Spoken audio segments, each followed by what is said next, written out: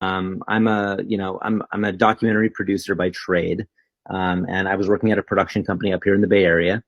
And I was actually working on one of those investigation discovery shows. We've probably all seen. I'll leave the name out of it for this, but we've all seen the show. Very popular on ID. And I was just, a lot of my job at that time was just doing research, right? Finding cases for the show. And I came across an article that had been written about a year prior to my research. And it was about a bone discovery in a planter box outside of an apartment building in San Francisco. And they were a child's bones.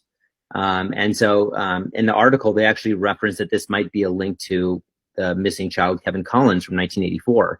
And I flashed back immediately to my childhood. I was only 2 when Kevin disappeared, but I do remember, him being on milk cartons. I remember the stranger danger conversations with my parents, and it was just all over the news. And so it brought me right back to that. And I thought to myself, like, whatever happened with this case?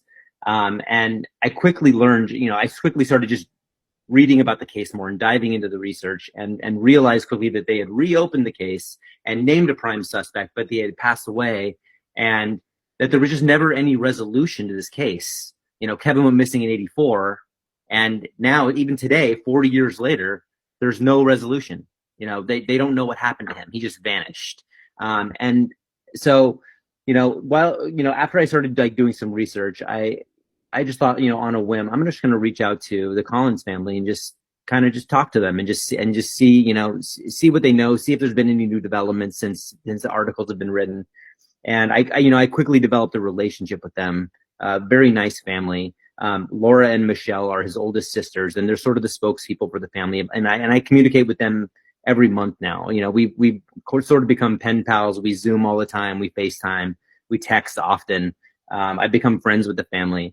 And I interviewed them a couple of times over Zoom, and they're just sort of fed up with the fact that they just have never been able to get answers. The SFPD reopened the investigation in 2013. They named a prime suspect, this man who went by several names. They knew him at the time as Wayne Jackson, but then he passed away under the name Dan Therian.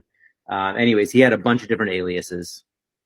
They reopened the case, named him as a suspect, but he had passed away in 2008, 5 years prior to them opening the case. So, they realized after that he had a partner named Jack Chow. If you've been following the case, yeah. Did bring cadaver dogs to his house, correct?